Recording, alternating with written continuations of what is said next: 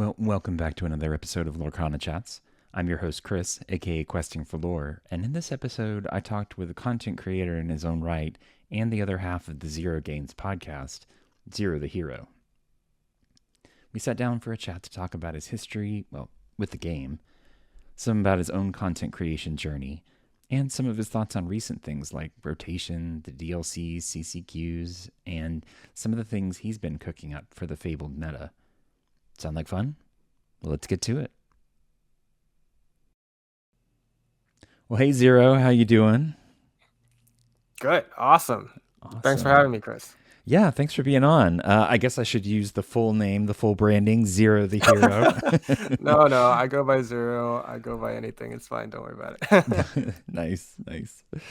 Yeah, some people are more picky about that. I get it. I mean, branding is important in what we That's do. true. Content creation, you got to have that name, Very true. So, Very true. anyway, all right. Well, cool. Well, yeah, thank you for joining me. I really appreciate you taking the time. Yeah, I look forward to getting to know a little bit more about you and your content creation journey and all that good stuff. So, Yeah, awesome. um, Great to finally be here because I've been watching for a bit. I saw some key interviews, so it's wow. It's finally my turn. well, I appreciate you watching. I thank you. Yeah. Mhm. So let's go ahead and start in the same place that I start with everybody. Tell me about your Lorcana origin story. I want to know how you got involved in the game, when you first heard about it, all that kind of good stuff. Yeah. So the first time I ever heard about it was I actually like super early. It was when they announced the like D23 like the I guess it was when they first like showed Lorcana there, and Hmm. they showed like that Captain Hook, that Robin Hood, the Elsa, all those like very first cards that are going for like $1 million now. But I saw them and I was like, whoa, because I've always kind of been a trading card game enthusiast, where like I would play it or I would watch it, I would watch people play it, stuff like that. So I've always been into it. None have really like caught my attention like super hard until Lorcana. But when I saw it, I was like, okay, one thing, I love Disney. I love everything Disney. So it was like, wow, like it's like trading card games and Disney together was kind of like bread and butter for me. So I was like, wow, this is going to be great. The cards looked good. That's kind of one thing too. Like, if a lot of people who know me know I'm like really picky art wise, where I'm like, because I love another thing I love is One Piece. I really love One Piece, and when that trading card game got announced, I was actually super excited. But the initial cards, the very first ones, were, in my opinion, they were a little ugly. Like by what I mean is, it looked like they just took like screenshots from the anime and just put them on cards, and Yeah. I was like, that's not my kind of game. That's not what I want. I want like really like homegrown art kind of, and like Lorcana spoke to me just those initial cards, and I kind of just played the waiting game for a long time where I just like, because I think that was like a year before Lorcana even came out at Gen Con. Hmm. But I did get my Gen Con tickets for that time. So that was the first time I saw Lorcana was there. And I knew, I think, like early on too, that I wanted to do content for it. And I was just kind of waiting for it to come out. And yeah, here we are. Like, was it over 2 years later? Yeah, So over two. it's It's it's been crazy. some time. Yeah. Well, I mean, some other people playing other games would look at this and be like, "Oh, it's only 2 years. That's it." Right, But right. in the TCG world, that's like the sweet spot. If you make it past that 2 year mark, then it's gonna stick around at least for a little bit more. Hmm. It's not, hopefully one day we get to the magic levels of like 30 years and we're, Yeah. 500 sets in or something. But, Yeah, you but kind of hope for that, but also you kind of are concerned where it becomes something like Magic is now, where it's just like Fortnite, where like every IP is in it. yeah. Yeah. Well, and Disney, they have a very vast expanse of IP. They do. They do. Um, but not all of it would be a good fit for the game. You start looking at some of and I hope we never get to this point, but you start looking at some of the live action stuff and, Mhm. and it's like, you kind of look like you were saying, there's the art, the style of the cards and everything.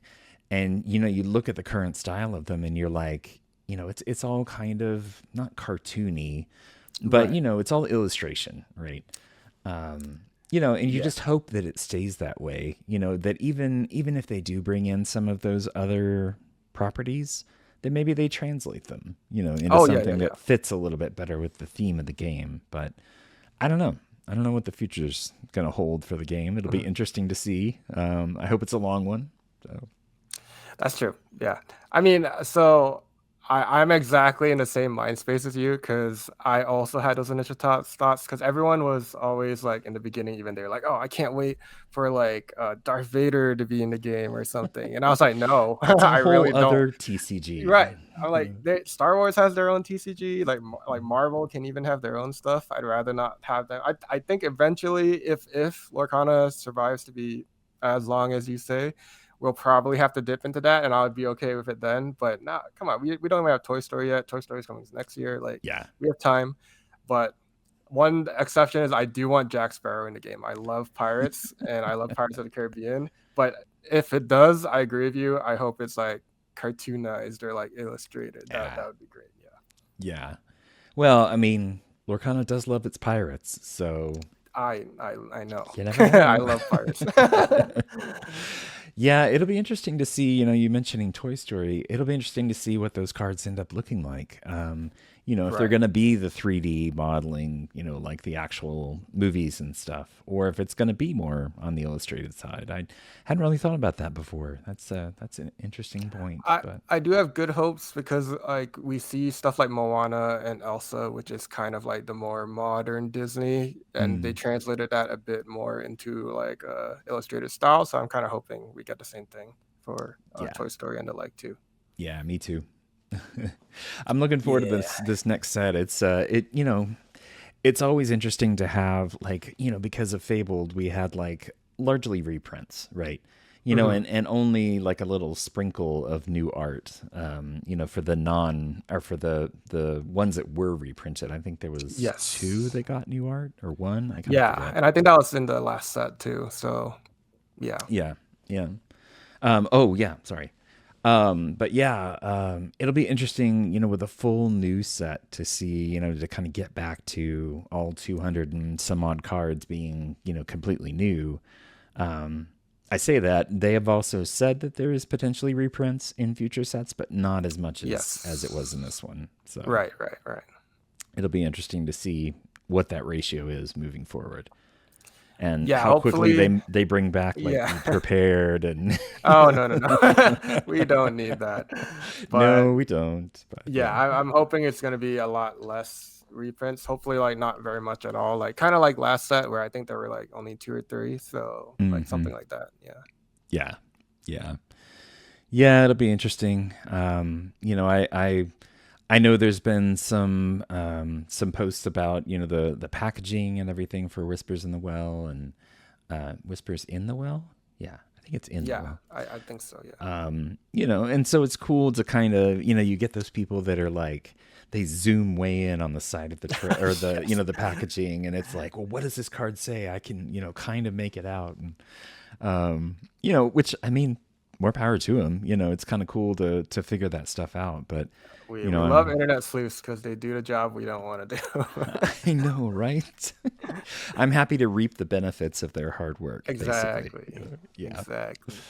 nice, nice. So you mentioned a couple other TCGs that you kind of had looked at before. Were any of them like did you actually play any of them, or was it just kind of like a passing like?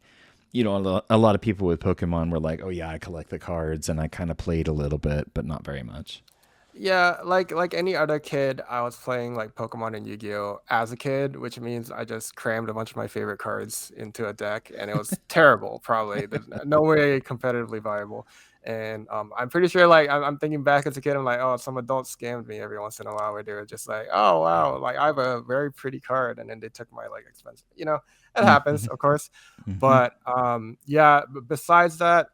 I did dabble again, like as I grew up. I think in high school I played a little bit of Yu-Gi-Oh, but what I learned very quickly was it's like, oh, like Yu-Gi-Oh had a lot of like tier zero formats where it was just like one deck was like supreme, and that deck would be like $500 or something because all the cards are expensive in it because everyone's playing it. Yep. And as a high school kid, I didn't have that kind of money, so couldn't play for very long. Or I would play like a off fringe deck and just get creamed. So that happened. And then after college, I played a little bit of Pokemon, and that was just because I was super bored, and I just thought I'll try and get into this because I do love Pokemon. Like video game wise, I've played all of them, and I really wanted to get into it, and I got into it for a little while, and it was fun. But yeah, it was nothing I really dove like head deep into. And then beyond that, I've played like CTGs like Hearthstone. I've played the League of Mm-hmm. Legends one, Legends of Runeterra, but those are online, way easier to manage because you just have to, from my computer, I can just click a mouse, don't have to go to any live tournaments or anything like that. So Yep. that was much easier. But no, Lorcana is the very first one that I am going like head deep like into competitively, like going to like tournaments and like trying to get like really good at like the actual game. So Mm-hmm. yeah, that like experience wise, like kind of something new, but like not at the same time. Like I have enough like experience in the back of my head to kind of like compete, I guess. But yeah, nothing like some of these other like world's competitors and the like. Yeah, yeah. They're kind of on a whole different level than probably 98% of the Oh population that yeah. plays Lorcana. Yeah, hearing the way some of them talk, it's like, wow, you are speaking a different language from me. Like, Yeah, definitely. It's really cool. Like, I appreciate all the folks that, they put together like the Metafy guides and, mhm. and stuff like that, kind of give that little bit of insight into, um, into their thought processes behind things and, how they would approach certain things. But it just blows my mind to be able to have people that can just like come up with this stuff, right? Oh yeah. Especially, I mean, we're only what, 9 sets in. um Yes. and you have people that are like, they've got like this encyclopedic knowledge of the cards, and I mean, they know, obviously there's some cards that are better than others, and that's kind of, it kind of narrows the scope a little bit. But to be able to just like sit down and be like, you know what, I've got this new card in this new set, and I'm going to start there, and I'm going to build out this whole thing, and it's going to be amazing. And, it's just this wild thought process. And, and then you've got the whole like actual gameplay, people that are, their deck is intended to do one thing, but if it needs to do another thing, they know exactly how to maneuver around it. And Mhm. they've put in the 1,000 hours of reps on it to get to that point. But it just blows my mind to be someone at that level.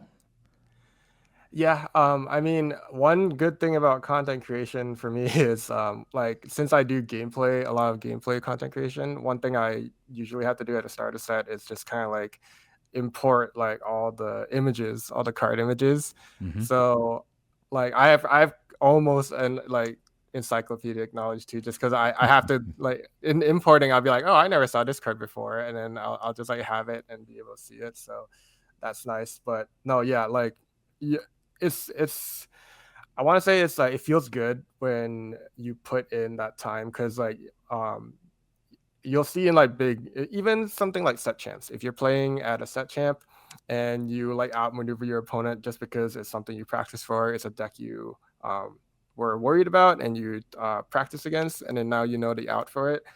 It's yeah, a lot of it is just time, like it's time with your deck and Yeah. it's time understanding the meta. But once you understand it, like if you do get like a flashy move, I don't know. I've always appreciated like flashy moves, maybe even a little more than winning, where you get to like just do something crazy. But yeah, no, it feels good. Nice. Nice.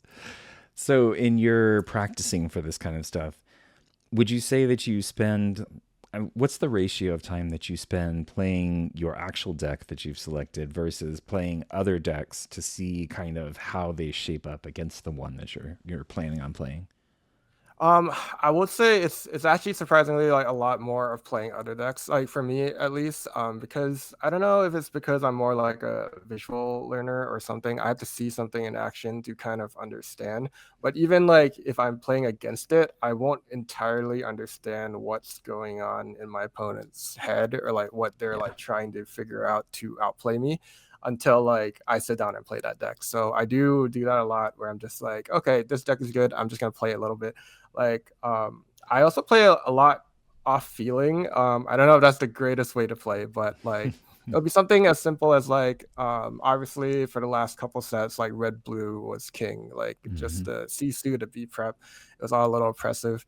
But I never got into it just because I played it a lot just to be like, okay, this is how the deck plays, this is what I'm looking for, so that I know that this is what my opponent's looking for, this is what they're trying to hit. And while I'm playing it, I'll just be like, I don't like this. This isn't fun, you know. Like it's I get that it's working, but it's like, oh, this just doesn't feel good. And I think a lot of it has to do with feeling. Like it has to be fun to play, or else like it's just because you have to put so many hours on it if you're trying Hmm. to get to that competitive level. And if it's not fun, there's no way you put like that much. I mean, I guess there is a way, but like it's not gonna be fun putting that many hours into something that's less fun. But yeah, I know like some people might say this current meta isn't the best, but like we've had that like every couple sets, you know, like Yeah. someone somewhere might not be enjoying the meta. But like if you don't and there's no deck that really speaks to you, like I would say just like take a break. I would say that a lot. Like I've done it before too. I'm just like just take a bit of a break. Like I've taken a break from the game itself. I've taken it from content creation itself. Hmm. Like at the end of the day, it has to be fun to be worth anything, in my opinion. But Yeah. yeah, Yeah, definitely. You hear people that like, you have the super oppressive sapphire decks from, yes, from the last set and everything. And and there was people that played them, but they didn't have fun playing them. right, It's right, yeah, like I get the competitive nature. I get that you want to win and that this is going to be the deck that gets you there.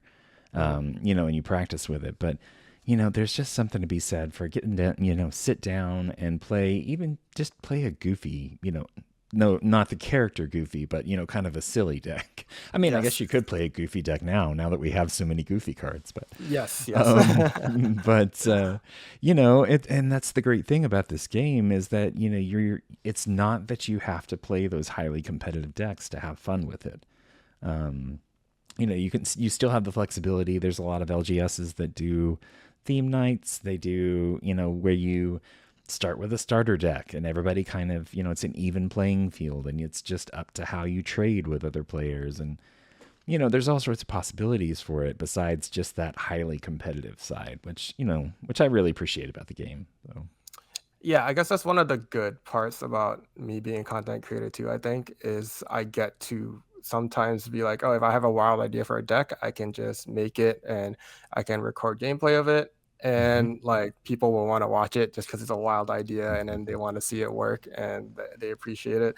Like I think like one of my most viewed videos right now is the this Grand Pavi OTK deck that I made. Like I think like way in the beginning, but it just got so much traction just because it's a wild idea and it Hmm. worked out and people love to see it. So yeah, I think like even early this set, I was playing a lot of Powerline just because it was fun. It was a lot of fun. Like, is it competitively viable? That's up for question just because like it's going on like Powerline says read the top cards of your deck, right? So like Hmm. it's you're kind of relying on luck on what's coming off the top of your deck. So maybe not the most like competitive, like just because when you're playing in competitive events, you want to be more like consistent, and that's not Yeah. very consistent, right? But like it's fun and it's fun to watch work, and like when you just go off the top and something crazy drops down, it's fun. So like that's at least part of the reason I do content creation. I get to do stuff like that and get the wow like crazy like everyone like kind of Yeah. cheers like yeah. Nice.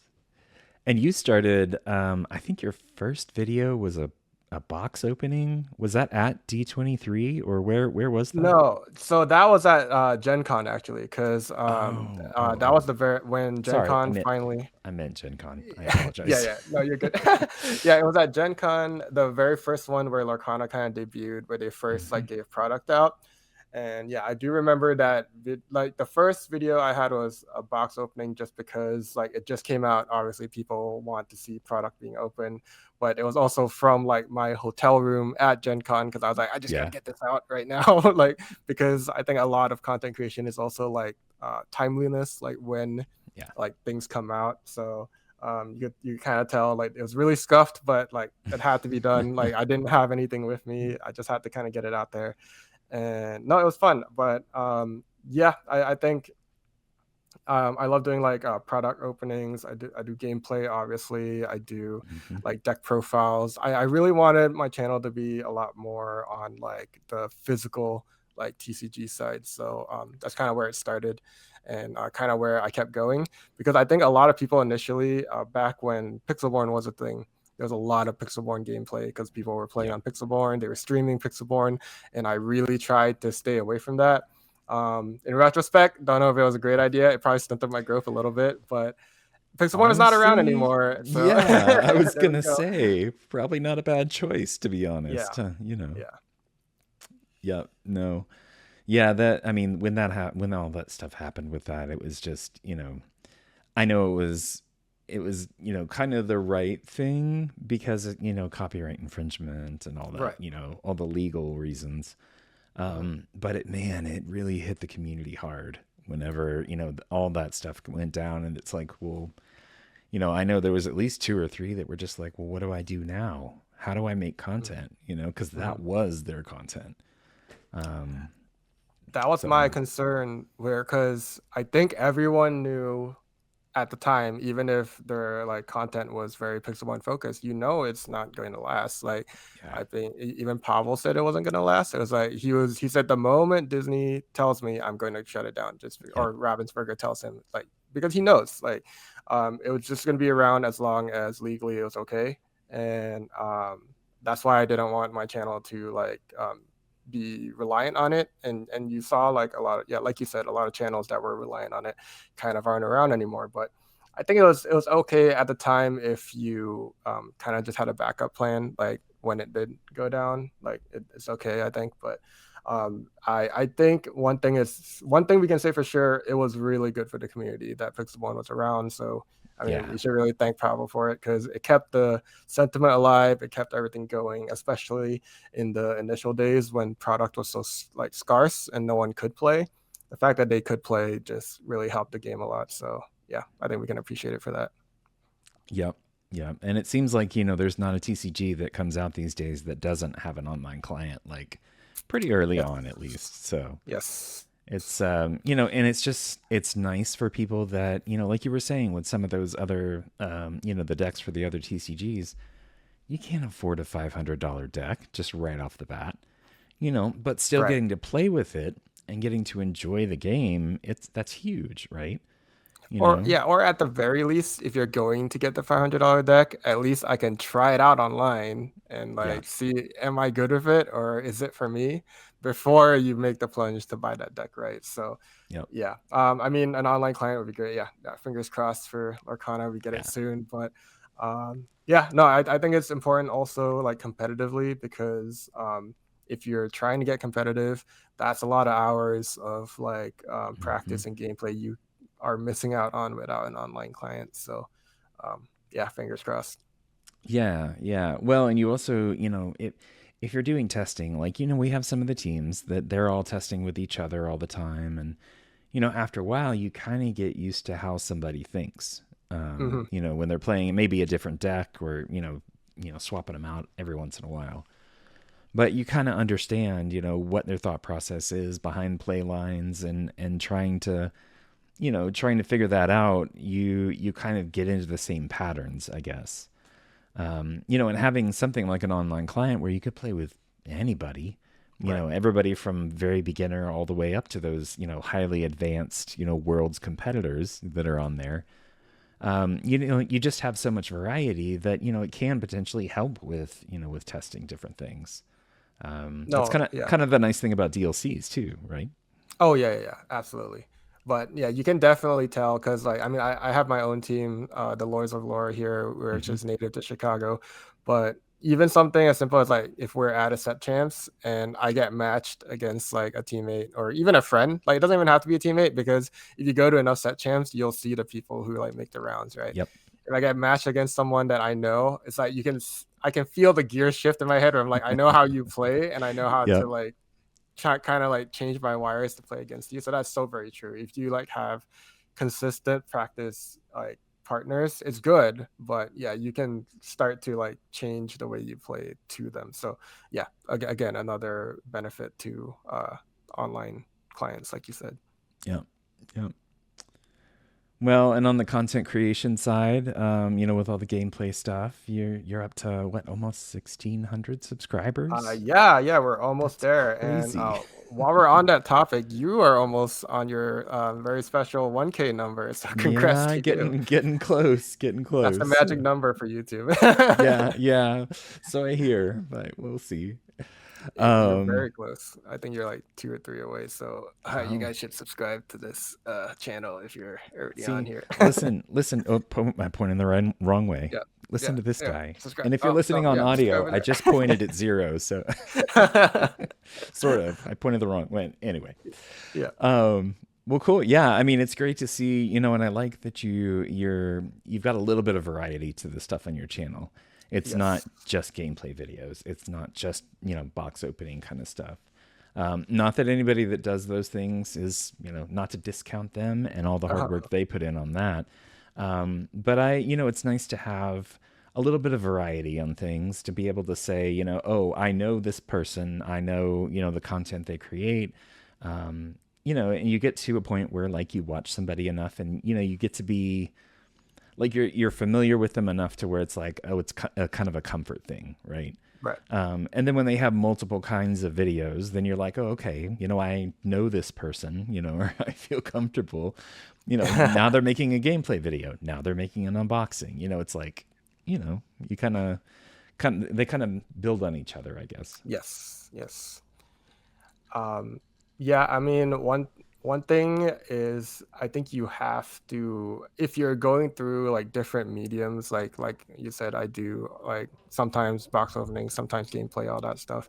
But Mm-hmm. across them, like you gotta keep the same like candor, the same like demeanor, something that the audience likes at least. And then like if you manage that, then you can get some of them to like transfer mediums to like maybe watch something that they're not used to watching.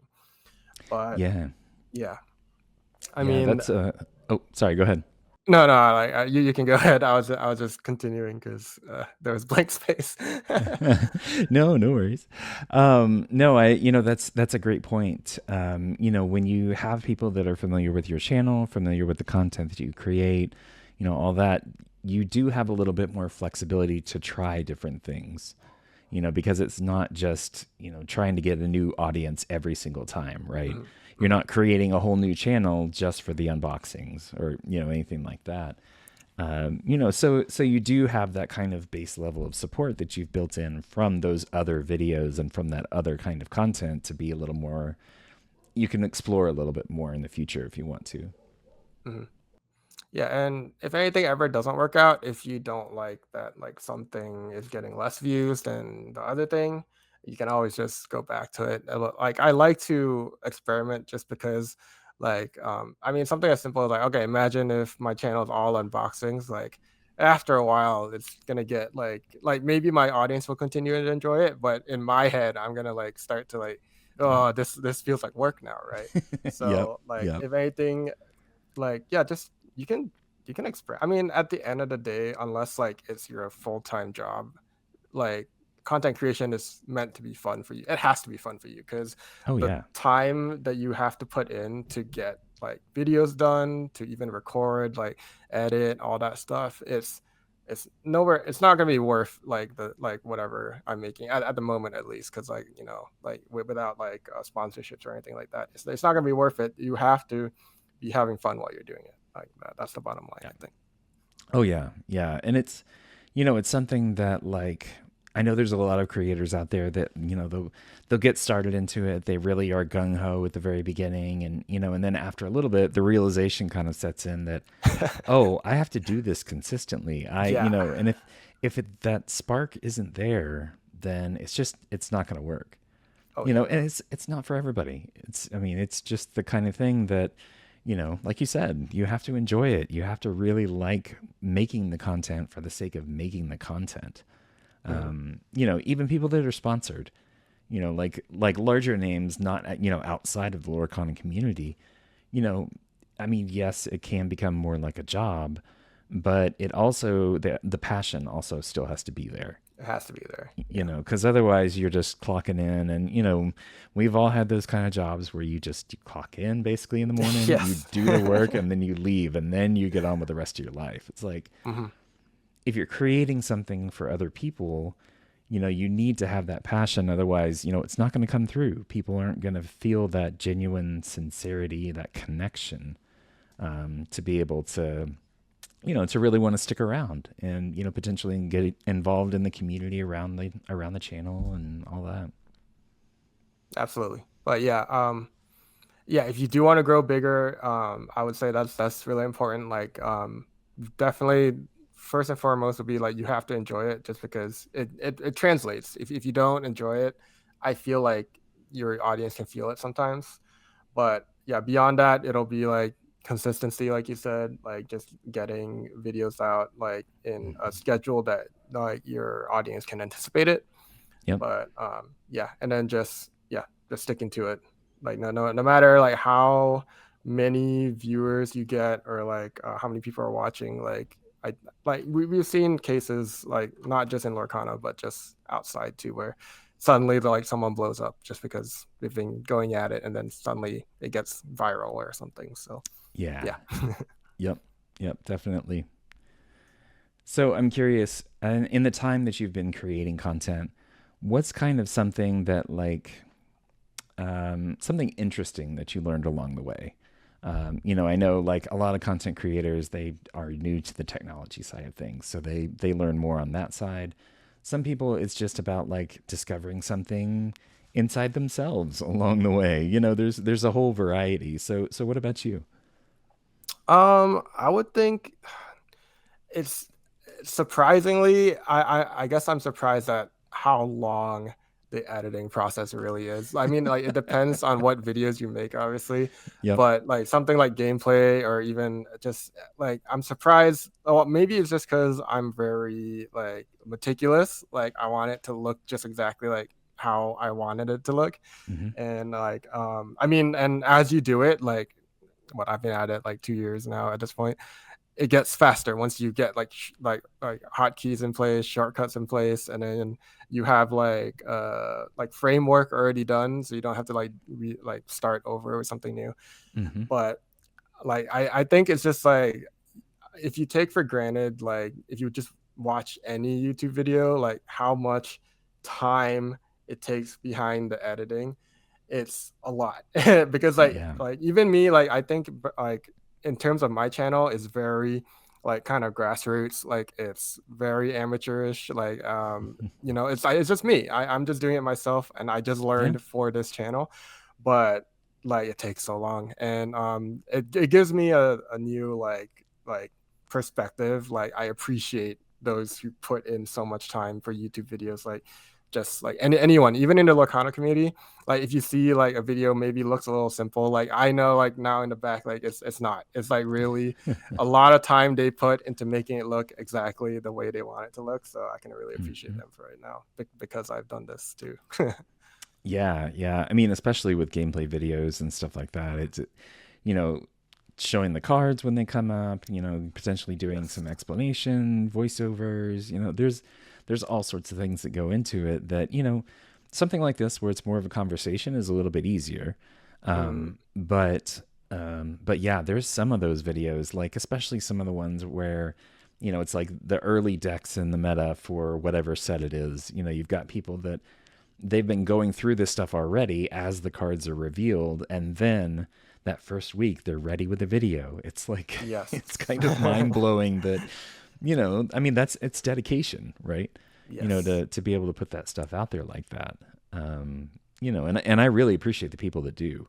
I know there's a lot of people that work really hard in this community to provide good content, for everybody to enjoy, and everybody to just learn about the game, learn about Mm. different strategies, and or even just be able to watch people play, which is half the fun, right? Yeah. Yeah, that's I think that's the most fun because like I'll say like part of the reason I wanted to start this channel too is like before Lorcana was even a thing, like I wasn't playing any card games, but I would watch like people play Yu-Gi-Oh on the like Nice. on YouTube. I would watch them play Pokemon on YouTube, and they would do deck profiles and they would do everything, and I was kind of like, I want to do that. Like but it's not the game I'm playing right now, but that just looks fun to be able to just go up to someone and be like, hey, you just won with this deck, I want you to talk about it, something like that, right? But Nice. no, yeah, it was just fun to watch like everything happen. I was like, oh, like I think like I mean, since I started so early too, it was a medium I could fill for other people, right? Where it's like they want to watch Lorcana, maybe they couldn't play it because early on, like it was hard to get, Mm-hmm. and like they just wanted to see like because you can watch someone play on Pixelborn and stream it, but I don't know. There's a different feeling you get from watching someone play with like real cards, in my opinion, because like that's kind of like how I felt, where like I couldn't really watch people play Pixelborn or anything like that, just because I don't know, it looked a little artificial. I don't know how to say it. I just wanted to see Yeah. like actual cards hitting the board, Yep. So, yeah, I guess that's also another thing. If you are trying to get into content creation or something like that, try to find a medium to fill or something that someone's looking for. Mm-hmm. That'll help too. But yeah. Yep. Yep. Well, and now you've leveled up even a little bit more with the LorcanaChats podcast, or the Yes. sorry, that's The Zero Gains ZeroGains podcast. podcast. There we go. I gotta get the branding right, right? Yeah. Yes. That one's So important. yeah, so now you do that with LorcanaChats. I talked to him a Mhm. couple of episodes ago. How You did that did. get I started? watched that. How did I get started? Yeah. Honestly, it's just so Lorgans and I we've collaborated quite a bit. Like Mm-hmm. he's probably one of my best friends in terms of content creators in the community. But we've collaborated a lot. We've just played a lot of games together. We've played on his stream. We've played on each other's channels and all that. And like we talk. I mean, we've Mm-hmm. met in person. We've discussed things, and it's fun to kind of just talk about Lorcana. And was like, I mean, we were already doing that, so I guess it was just the next step. We're like, oh, let's just make a podcast. I think a lot of people were kind of already doing it anyway, but now we get to kind of talk like we were talking, but now it's just like to an audience. And Yep. I think, I mean, we're kind of just good at blabbing anyway, so it's just putting it in front of a camera was just the next step, I think. But no, yeah, it's been fun. It's really, I mean, it's just talking with a friend, right? Yep. I see why people make podcasts. It's fun at the end of the day. You just get to joke and like kind of just talk in front of the camera about, and you get to keep up to date, like because like he'll sometimes on a week he'll like suggest a topic that I'll be like, I didn't even know that was happening, and then vice versa. So it keeps us up to date on what we should be knowing as content creators in this community anyway. Yep. Yep. Yeah, I mean, it's really cool to see, shows like y'all's that you can tell it's just a conversation between friends, right? Mhm. It's not like this formal thing. There's not like a structure to it or anything. It's more of just like, let's hang out, let's talk, let's laugh, let's, throw out whatever happens to come to mind, basically. Yeah, I mean, we may have our structure here, Chris, but I feel like we're just chatting as friends. Yeah, yeah. I mean, a little structure's good, right? Says the guy Yes. who has an outline on the side of his screen, um, but no, it is nice to be able to listen to something where it's just like I said, it's just two friends talking about it, Mhm. talking about the game that they love, that we all love, and and people are you said there's sometimes that you learn about something that's happening from him, and I'm sure there's listeners that are the same way. They're Yes. like, Yeah. I had no idea that was even going on. And you guys do y'all are once a week cadence, right? Yeah. Yeah. We try, but like, Roughly. well, Yeah. we'll take breaks every once in a while. Yeah. No, that's fine. I mean, honestly, there's a lot of creators out there that figuring out that right pattern for releasing the content is like huge. Like I said, Yes. there's a lot of them that really go gung ho out of the gate, and they're like, I'm gonna make 4 videos a week, and it's gonna be updates on all this stuff, and then quickly find out that that's a lot of work. It Editing is a lot between of editing and work. filming Yes. and regular life. I mean, there's not a lot of people that that have just copious amounts of free time, to where, they've got jobs, they've got families, they've got, other obligations. Mhm. Um, and so finding that kind of sweet spot that works with your life is tricky sometimes. Um, and it's hard looking at other creators. You're like, well, why can't I do that? I want to be able to do that. It's Mhm. like, because you're not them.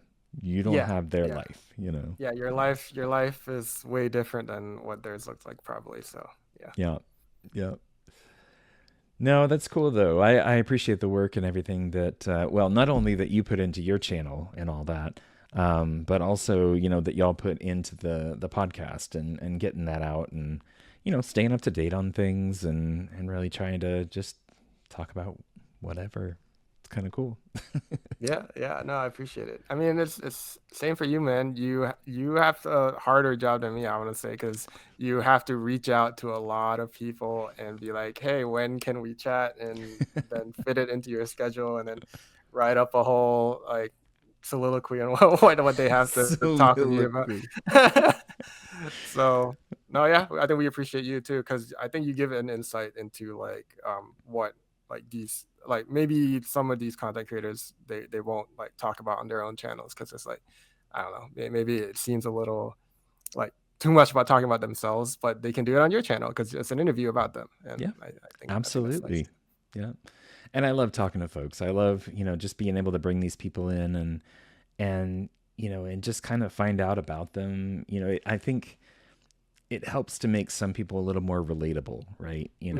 It's really easy in a community to like, you have creators or you have players, the high level competitive players, and it's like, they're these, higher up people in the community. It's like, oh my gosh, they're these amazing people and and they do all these amazing things, and it's like, well, yeah, but when you bring it back down, they also have the same insecurities that you do. They Yes. also have the same struggles in day-to-day life. It's like bringing that human aspect back to it is one of the big parts of why I do this.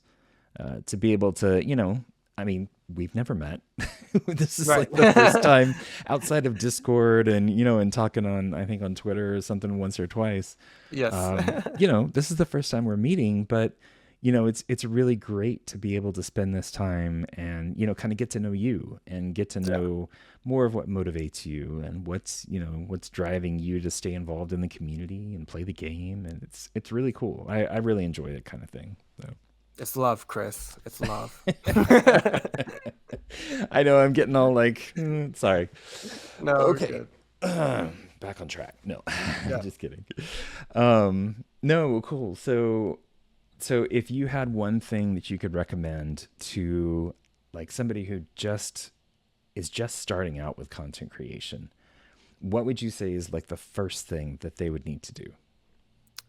I'll give you two things actually. First, I Okay. think we've said it a couple times already, is consistency. Like you Yeah. have to have some kind of schedule. Like I know on my channel it says that I post like 2 videos a week. That's what I started with, and I stayed consistent with it, and that's kind of important because then your audience will come to expect it, and then they'll come and watch every video when it comes out because they know when it comes out. Hmm. And keeping that consistency is important. I'll say I'm a lot less consistent now, but kind of because I've already like maybe like kind of I won't say I've made it, but I'm there like where like I have enough of an audience, I guess, that when even if I'm inconsistent, they'll tune in every once in a while, right? Yeah. Um, but when you're starting out, if you want to develop an audience, that's definitely the start. It's hard. It's really, really hard because, like, um, obviously there's life, and like you Hmm. can't like realistically block out like a time every week for a certain something. But if you want to get somewhere, I think that's a good start to be there. And I think the second thing I want to say is like kind of you really have to kind of understand the algorithm a little bit. Like if you're doing YouTube, if you're doing Twitch or something, to some degree you have to like know what people are looking for. Like I said, like try and fill a niche, because if you do that, you'll kind of get like a core audience that will kind of stick around with you. But Hmm. beyond that, it'll be like you'll have to know how to like you know the buzzwords you need to know to get the audience. But I guess these are just ways to get like bigger as a creator, to like kind of develop like an audience to some degree. But I would say like kind of stick to that. But of course, like I said it earlier, it was like at the basis you'll have to love what you do, because Yeah. like all these things I said, it takes time. It takes a lot of time, like behind the scenes and also like on the ground. Because even when I started, I think I had like something like 200 subscribers for like a year, and then randomly jumped up because I started doing like gameplay videos, and that was the Mhm. like the hole that people wanted filled. But yeah, it's just gonna be consistency. And then once you find that thing, because like for the first year or something, I was a little sparse. Like I was consistent at the beginning, then I kind of like tapered off a little bit because like maybe it wasn't working too much. But the moment I uploaded a gameplay video and it really like took off, then I was consistent again, right? Like Mhm. you just gotta capitalize in kind of the like what you see working, and experiment, like have fun. Like at the end of the day, like just try things, and then until you find something you love to do, even if no one's watching it, if you love to do it, that's just the yeah. Yeah, that's the hard part, in my opinion, is putting all this content out there and then you don't see the numbers go up. It's Mm, like, then do you start wondering, okay, does nobody like what I'm making? Does it not resonate with people? But, like you said, sometimes it just takes time. You just got to yeah, build that community around it. and Um, honestly, the YouTube algorithm and stuff is weird. Honestly, you could be doing good content and no one can find it, and it's yep. happened. Like I'll do the exact same thing, and then one video just won't pop off, and it just got buried in the algorithm. So Yep. like yeah, it's weird. Yep. I'm sure there's some method to the madness. It's just not, not obvious. So, No. no. Um, well, let's see. So, okay. So I want to get back to the game a little bit. Mhm. We've talked a lot about your content, a lot about you and your background. So rotation. Rotation. I know it's been a little bit for it to kind of sit and settle with the community and everything, but I still like asking people what they think about it, what their opinions are on the post rotation world, and how big of a shock it was to the meta, it's anything like that. Yeah, it's interesting because I think a lot of people were like worried for numerous reasons. Like collectors were super worried because a lot of their cards are losing value, that are being the ones that are being Hmm. rotated out. And then all the people that were playing, just I here's the thing. I feel like at the end of the day, my thoughts on it is just that it's one, rotation is healthy for the competitive scene, just because Yeah. it kind of is an easy way to jumpstart the like something new, like Hmm. because we've had just how many seasons now of like, oh, like B prep is the meta and Yeah. this is the meta, right? And like steel song is the meta. We've had so long, this is like what we've come to know. And rotation is an easy way to be like, okay, we're doing something new now, something's different. Like Blurple is like tier one now, which is crazy because for so long it has not been, right? Yep. And that's just because the meta is different. So yeah, very healthy for competitive, as long as you don't turn into like a tier zero meta where like a deck is just way better than all the others. Yeah. And a lot of people were worried initially. That's another thing I will say. Like I feel like every single set will have like new cards release, and people will be like, "This is broken. This is gonna break everything." And then they Yep. always say that, and like without fail, every time, like before we even get the cards into our hands, it's like this is gonna break Hmm. everything, and it never does. And the same thing happened with rotation. They're like, "Oh, we're gonna rotate," and since B prep is not a thing anymore, then aggro is gonna like go out of control. And that was the Yeah. first concern. And then the first weekend we saw that Blurple went out of control, and then now everyone's like, "Oh no, Blurple is out of control now." And then now another weekend, oh, it's not. There are four really good decks right now, and that's just healthy, right? Like Hmm. so, I'd say at the end of the day, like us as a community, but maybe just not us. I think every community does this. Is like we doom and gloom when something new happens. So I don't know. I've come to embrace new things. It just always seems fun. I'm having a lot of fun this set, and like of course with new things, like not everyone's gonna enjoy it, and if it's not for you, like honestly, like I always say, like just take a small break and like come back to it because Yep. like you have to have fun. It has to be fun at the end of the day. So that's kind of my thoughts on it. But rotation seems fun. It seems healthy, like until something crazy happens, which so far it hasn't. So I'm still gonna say it's healthy and it's fun. So Yeah. yeah, we have like despite what people were saying in the beginning, it seems to be okay. Yeah.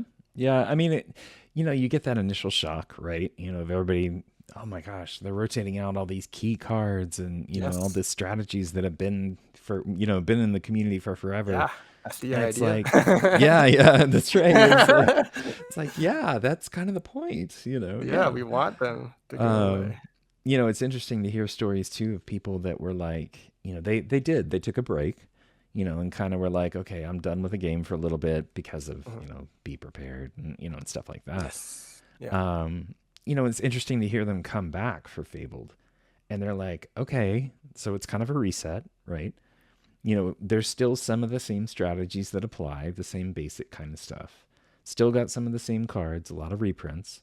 Mhm. But a lot of those people are like, it's more fun now after the rotation, so that you don't have those huge cards that, have these huge effects on the game, that only some people can afford, or, that they can, they can't get their hands on, because they're older or, whatever.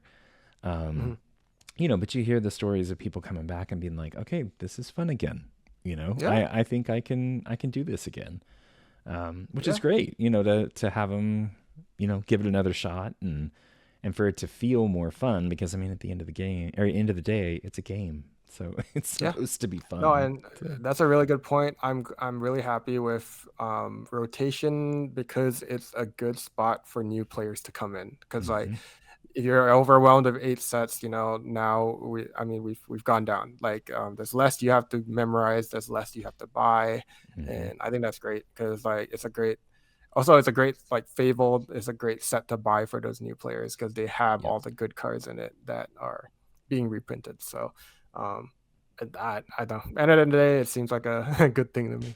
Yeah, yeah, definitely. Do you have any decks that you've worked up for this set? Anything I mean, interesting?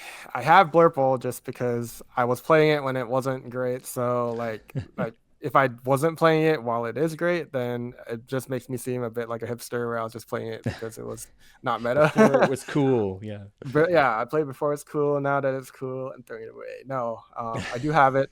I am trying to cook some like fringe stuff to try and see if I can like undercut the meta.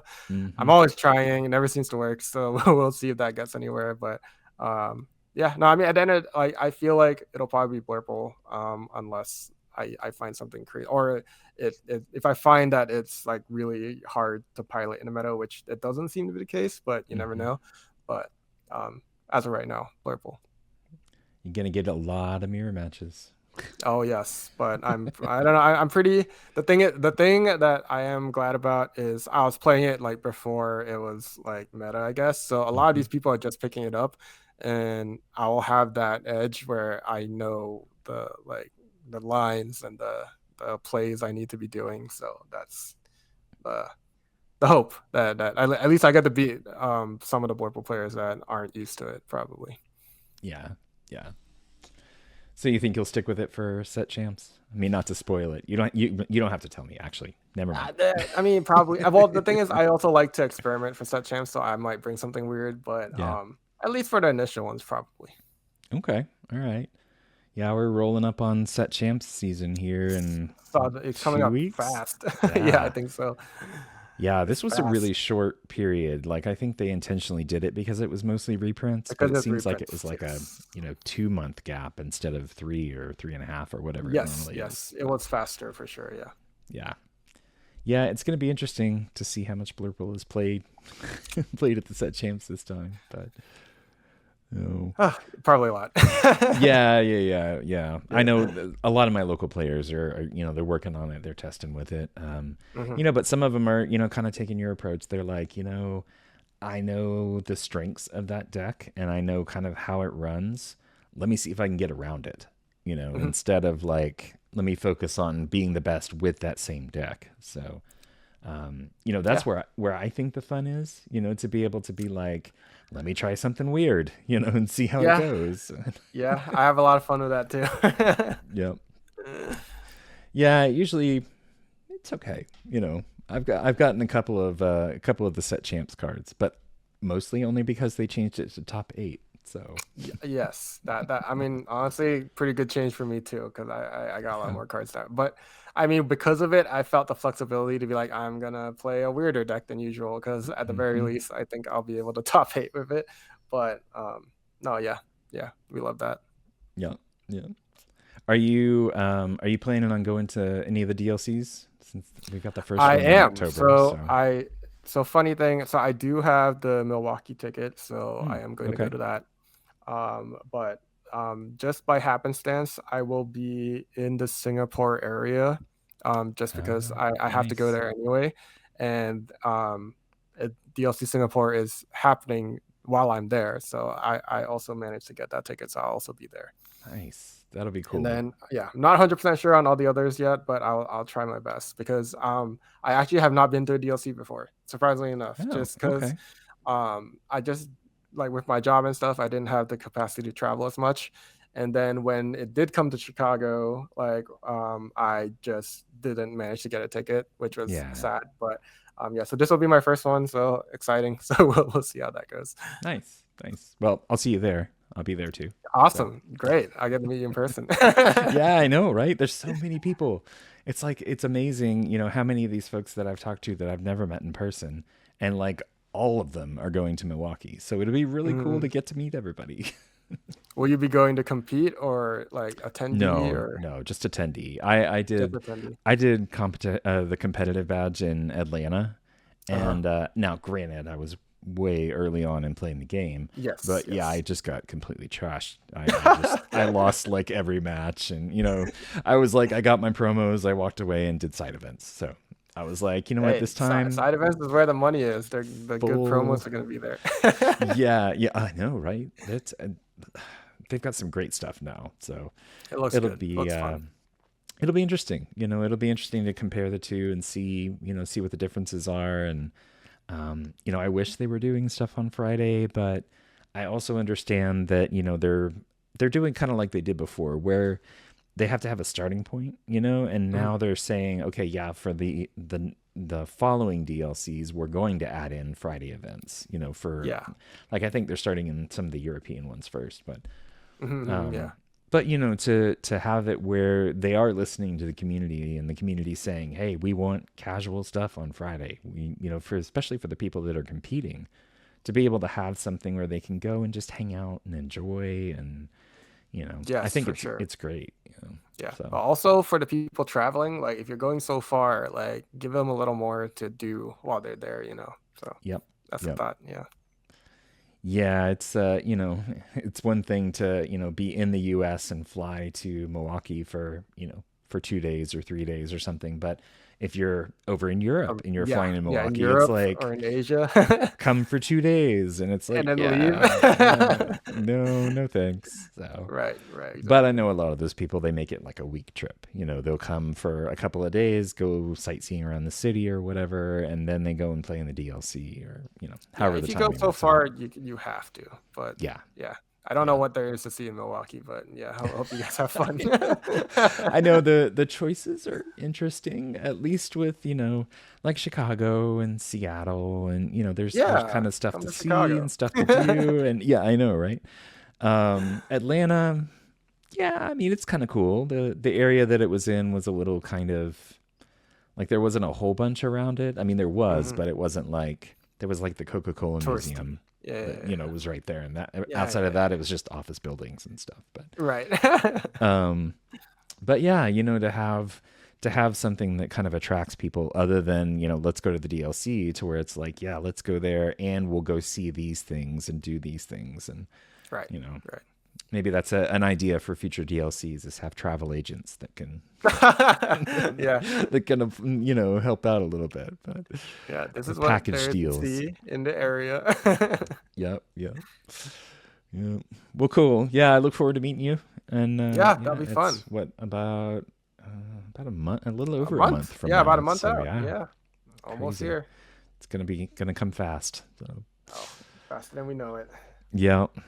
Well, hey Zero, I really appreciate you taking some time to sit down with me and and chat and being willing to tell a little bit about yourself and share some of the behind the scenes of of your content creation and everything. Oh yeah, of Uh, course. I really appreciate you having me on your channel. Really, yeah. there's a lot of very decorated people on here, so I'm happy to join them. Well, I'm glad we were able to make it happen. Mhm. You know. So I want to end with the same four questions I ask everybody. Okay. You did get the questions ahead of time, so hopefully you've been thinking of good answers. Yeah, they all left my head. Now that I'm put on the spot, but we can go ahead anyway. All right, all right. Okay, let's start off with favorite ink and card right now. Okay, so ink, pretty easy, is Amethyst. I think I've played Amethyst almost my entire career, so it has to be Amethyst. Mm-hmm. Card, it has changed a lot over time. I want to put a special mention to Madam Mim Fox just because I miss it so much, and it hasn't hurt as much until this set, like how much I really used it. Yep. But I think favorite card of all time has to be Elsa, the Fifth Spirit, so the 5-cost one. It's Yep. just it's so pretty, and I think the upcoming gift set's gonna have it. That art is super Mm-hmm. pretty to me, and I don't. It just feels good to play too. I just love like play, exert, attack. It feels so good to play it too. So art, everything, it has everything. So I think it's my favorite card. Nice, nice. All right. Second question: favorite Disney movie and why? Yeah, this might surprise people because I feel like a lot of people expect me to say Hercules because of my name, Mm-hmm. but it's actually The Lion King because I watched it as a kid. It was one of the first ones I think I watched as a kid, and um, it was just I don't know. It spoke to me just because I felt it in my like when Simba loses his dad. Spoiler alert, but yeah, like If they haven't seen it by now, I Right. mean, But I don't know, as a kid, like I really felt the show, and I don't know, I connected with Simba in a way, I guess. But yeah, mhm. it just stuck with me all this time. So Nice, nice. Okay. Do you have any LGSs that you'd like to give a shout out to? yeah, so my LGS is one I've went since the very start. It's the one I'm still going to. So I want to shout out Grognard Games in Roselle, Illinois. I still go there, and it's a fun little, it's a more casual crowd, but we have some competitive people in there too. So, yeah, been there since the start, so I'll shout them out. Nice, perfect. And I'll get the link and everything for that for the show notes Yes, no later. problem. So Yes. perfect. All right. And last but not least, tell people where they can find you and your content. Yeah, you can find me here on YouTube. I'm ZeroTheHero TCG, I think is my name now. And I have the same name on Instagram, and on Twitter, I am known by It's ZeroTheHero on there. But yeah, you can find me on there too. Perfect. Perfect. Awesome. All right. Well, thank you again so much. I appreciate it, and I had a great time chatting. Hope you did too. So, Yeah, me too. I had a lot of fun. Thanks for having me. yep, yep. All right. Well, we'll see you around the community. See ya.